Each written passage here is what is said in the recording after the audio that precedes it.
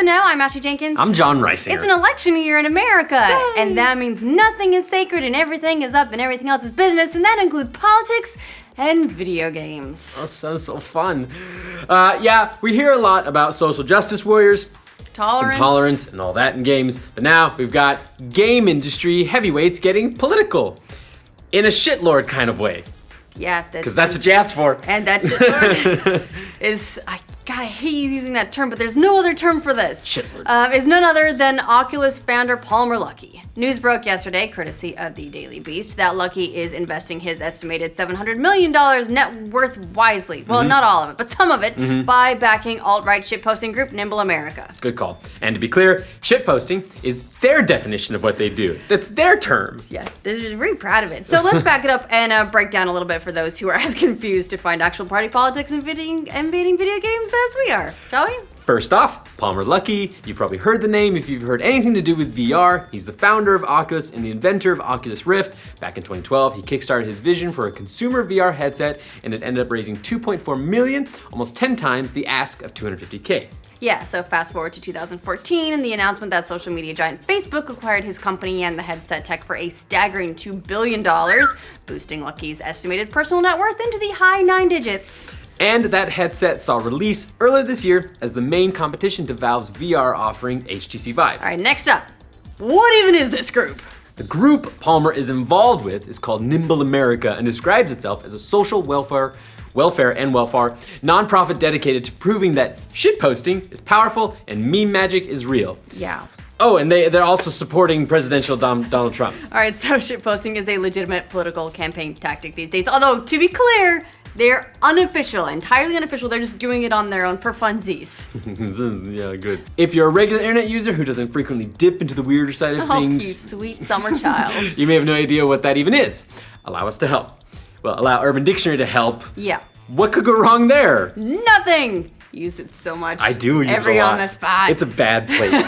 So, Urban Dictionary describes a shitpost as 1, the failure to make a constructive post, 2, the inability to add useful information to a forum, or 3, worthless, overly offensive, generally racist posts written in a manner which aggravates others. Dear politics, the internet has arrived. Tremble in fear. In a post on Reddit, a representative for the Nimble America group said, "We conquered Reddit and drive narrative on social media, conquered the mainstream media. Now it's time to get our most delicious memes in front of Americans, whether they like it or not." Delicious Great. memes. Excited about that one. Nimble America was founded by 2 moderators for the subreddit r/the_Donald, a community that supports Trump's campaign and occasionally entertains itself by helping to popularize Trump-themed white supremacist memes.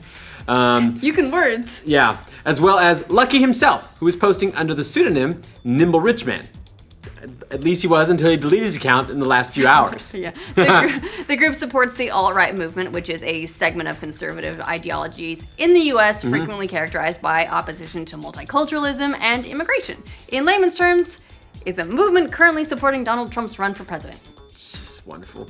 As far as Luckey's involvement, he's been listed on their website as vice president, according to the Daily Beast, but there's no mention of him on there at the moment. For his part, he claims he's just the money man. Yeah, he apparently funded a series of billboards lampooning opposing presidential candidate Hillary Clinton and said of the project, "I've got plenty of money. Money is not my issue. I thought it sounded like a real jolly good time."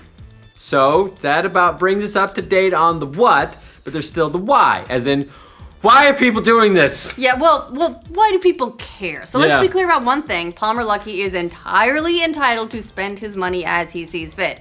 Backing Oculus as a Kickstarter or buying one off of a shelf doesn't really give us as consumers any right to determine what he is or isn't allowed to do with his own income, including where he spends it, like on silly billboards.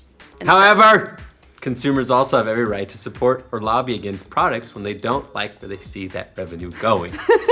He's Daddy, so reasonable. Yep.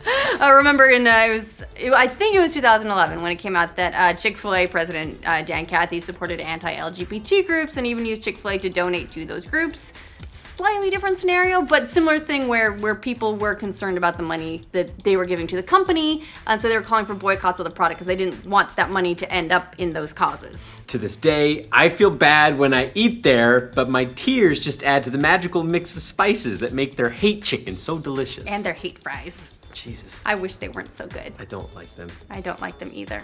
And bringing it back to the relevant things instead of the hungry things, unfortunately for Luckey, the seemingly insurmountable goodwill that he had with the larger gaming community it has indeed been surmounted, and it's been eroding slowly over the last several years, starting, I'd say, with the Facebook acquisition. Agreed. While it's not uncommon for crowdfunded projects to take on additional investors, $2 billion is one hell of an addition and turns some control of the product over to a company that has little to no goodwill with gamers. We saw some potential signs of that earlier this year when they added their platform integrity checks to the headset, which essentially locked other headsets out of playing Oculus exclusives, which was a pretty severe reversal on Luckey's earlier promises. He had initially promised, you don't need any kind of approval to make games for the Rift, and you can distribute those games wherever you want without paying us a penny. We are not trying to lock the Oculus ecosystem to our own hardware either. So the platform checks were removed quietly a few weeks later, but by then the damage was done as far as gamers were concerned. Can't undo what was done. You can't unsee what's been seen. Well, you can undo what was done, but we know it happened. Care. Luckey and Oculus have also been combating a lawsuit from ZeniMax, who are claiming a stake in Oculus' success because John Carmack, who founded ZeniMax, owned ID Software. Oh, you say ID Software? id Software. It's id Software.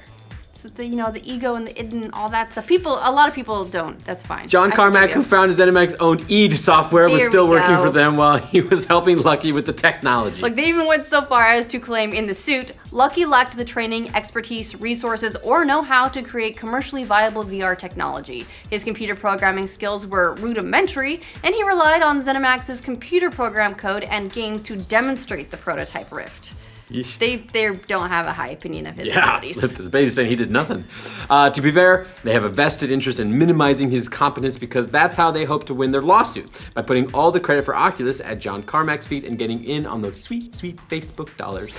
Lots of Facebook dollars. Yeah. People also care because it's an election year. The outcome will affect Americans mostly, but to some degree also the rest of the world who have to put up with our president as well. And frankly, this election is getting kind of messy. To put it mildly, politics aren't what the know does, so suffice to say that this time around seems to be a pretty dirty fight between the two main candidates. Thanks to the down and dirty accusations between the candidates and their supporters, a lot of people see Hillary Clinton as corrupt, Trump as a cartoon villain, and themselves left with no good option. There are two more presidential candidates. Jill Stein is running for the Green Party and Gary Johnson's running for the Libertarians. Unfortunately, with the current two parties set up, a lot of people feel like voting for a non-Republican or Democratic candidate is like a wasted vote. Just maybe. The last time anyone outside of one of those two parties was elected was Zachary Taylor in 1849, who ran for the Whig Party, and at the time that was one of the two major parties. So, where does that leave us?